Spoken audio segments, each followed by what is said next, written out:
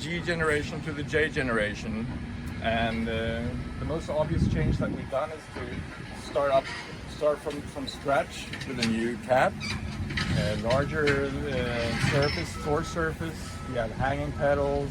We have a Volvo integrated co-pilot, which is kind of an iPad on the right hand side compared to today's solution. New steering wheel, new two seat options. We have new levers for gear shifting and tipping. We have the hydraulic suspension on this hauler, which we didn't have on the G series. So it's a possible choice for the customer, for the 35, 40, 45 customers to choose this hydraulic suspension instead of the rubber suspension. But on the rear part, you still have the boogie with the rubber suspension. This hatch opens up with the, we open up the hatch and we have the control of the hood. Lowering, okay. Just gonna lower out just to show the speed, which is really fast. We're just going up again, just to go to service position. And we have the engine coolant, we have the washer fluid tank, we have filling of transmission, and some breather filters on that side. So that's also the concept I was talking about earlier, that focusing on certain positions on the machine to do more on one position. We used to have the fuel filters from the G series here. We wanted to move this to one place, working with filters. So we have the fuel filters here in the front, cartridge filters, going over the cartridge filters entirely. And also on the engine oil, it's also cartridge filters. Today, when you're bleeding the system or priming the system, we have an electric primer now, fuel primer. If we move the condenser, which was situated in here, we move that to the right-hand side of the cab, which gives you more space for the mechanic to work on the machine, on the engine, in the engine bay.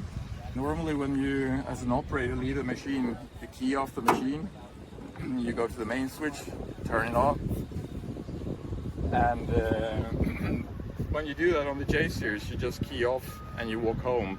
That will purge the system, the depth, and also shut down the ECUs. But if you need to do service job on the machine, you need to use the service switch. Those studs are for charging batteries. Batteries are positioned up here. So instead of climbing up, working or charging batteries, you can do that from the ground as well. So the condenser fans have been moved up here from the engine compartment as I spoke about. Coming back here, we have the test points for hydraulics, which is also gathered in one place, standing on ground, doing the job.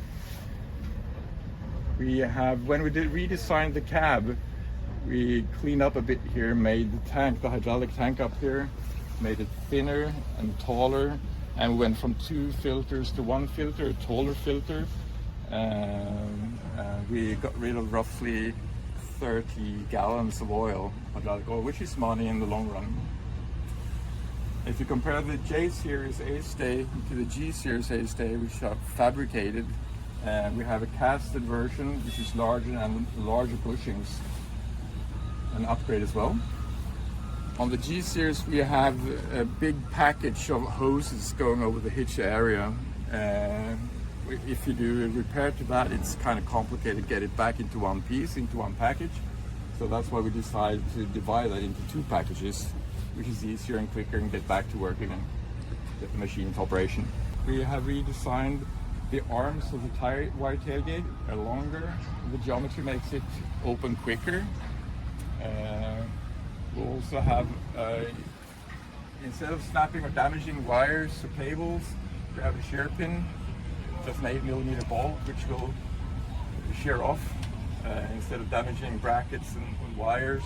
To reverse lights, backup reverse camera is optional, and we also have a front camera, which is optional in the front, but on the C-pillar on the left hand side we have a standard camera. It's very much the same drivetrain, same engine, transmission, drop box, axles all the way back, but one big change that we also did was to increase the length of the chassis between the first and the second wheel, increased by 4.5 inches, which improves the tipping stability. when you're dumping off the load.